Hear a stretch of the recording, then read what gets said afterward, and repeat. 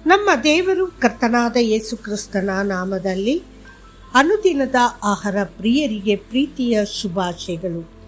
2020 April ತಿಂಗಳ ಭಾನುವಾರದ ದೇವರ ವಾಕ್ಯವು, ಅವನು ಸಾವನ್ನು ಜಯಿಸಿದನು. ಓ ಮರಣವೇ, ನಿನ್ನ ಕುಟುಕು ಎಲ್ಲಿದೆ? ಓ ಪಾತಾಳವೇ, ನಿನ್ನ ಗೆಲುವು ಎಲ್ಲಿದೆ?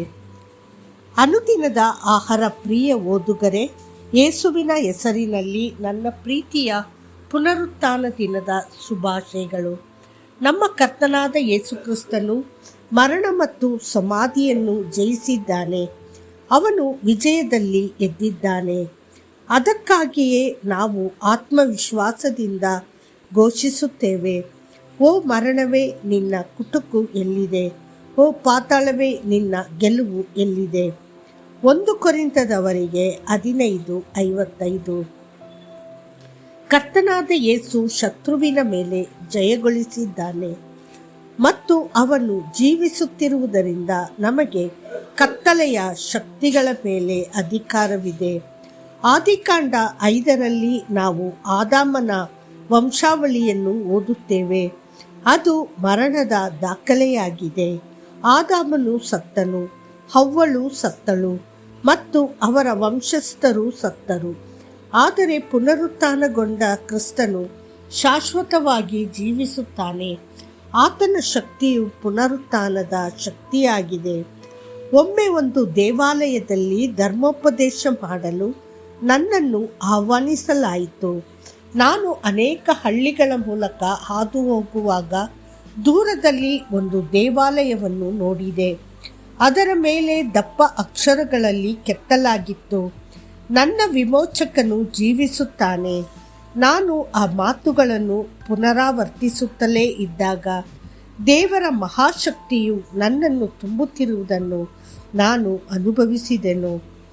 ನನ್ನ ವಿಮೋಚಕನು ಜೀವಿಸುತ್ತಾನೆ ಎಂಬುದು ಹಳೆಯ ಒಡಂಬಡಿಕೆಯ ಭಕ್ತನಾದ ಯೋಬನ ಮಾತುಗಳಾಗಿದ್ದು, ಅಪಾರವಾದ ನೋವನ್ನು ಸಹಿಸಿಕೊಂಡನು.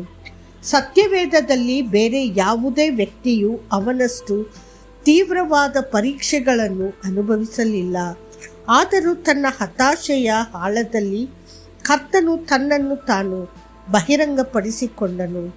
ತನ್ನ ಜೀವಂತ ರಕ್ಷಕನನ್ನು ನೋಡಿ ಸಂತೋಷದಿಂದ ಮುಳುಗಿದ ಯೋಬನು ಉದ್ಗರಿಸಿದನು, ಹೋ, ನನ್ನ ಮಾತುಗಳು ಬರೆಯಲ್ಪಟ್ಟವು, ಅವುಗಳನ್ನು ಒಂದು ಪುಸ್ತಕದಲ್ಲಿ ಬರೆಯಲ್ಪಟ್ಟವು. ಅವುಗಳನ್ನು ಕಬ್ಬಿಣದ ಆಯುಧ ಮತ್ತು ಸೀಸದಿಂದ ಬಂಡೆಯ ಮೇಲೆ ಶಾಶ್ವತವಾಗಿ ಕೆತ್ತಲಾಗಿದೆ. ಯೋಬನು 19:23-24. ಯೋಬನು ಕರ್ತನನ್ನು ತನ್ನ ವಿಮೋಚಕನೆಂದು ಗುರುತಿಸಿದನು. ಅವನು ಆತನನ್ನು ರಕ್ಷಕನೆಂದು ಕರೆದು ಸ್ತುತಿಸಿದನು. ರಕ್ಷಕ ಎಂಬ ಪದದ ಅರ್ಥ ಪುನಃಸ್ಥಾಪಿಸುವ, ರಕ್ಷಿಸುವ, ಸಂರಕ್ಷಿಸುವ ಮತ್ತು ಬಿಡುಗಡೆ ಮಾಡುವವನು. ಈ ಜಗತ್ತಿನಲ್ಲಿ ಜನರನ್ನು ಅಪಾಯದಿಂದ ರಕ್ಷಿಸುವವರನ್ನು ನಾವು ರಕ್ಷಕರು ಎಂದು ಕರೆಯಬಹುದು.